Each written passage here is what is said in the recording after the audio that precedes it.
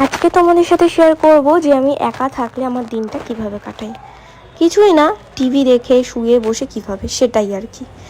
তো আজকে দিনটা খুব সুন্দর ছিল, যদিও গরমটা একটু বেশি ছিল, আমার একটু একটু ঠান্ডাও লেগেছে।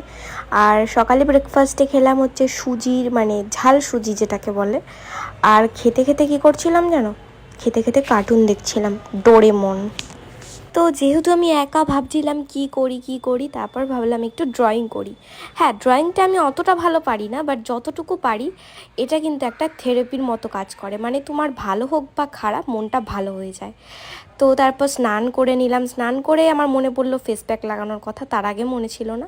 তারপর করে নিলাম লাঞ্চ, যেখানে ছিল ডাল, মাছ আর চাটনি, মানে কাতলা মাছ। আর সন্ধেবেলাটা যা দারুণ ছিল, আমি লাইট অফ করে শুধু ওয়েদারটা এনজয় করছিলাম। বাই দ্য ওয়ে, আমার এই ছোট্ট মিনি ব্লগটা তোমাদের কেমন লাগলো সেটা কিন্তু অবশ্যই জানিও। আর আজকের মতো টাটা, পরের দিন আরেকটা মিনি ব্লগ শেয়ার করব।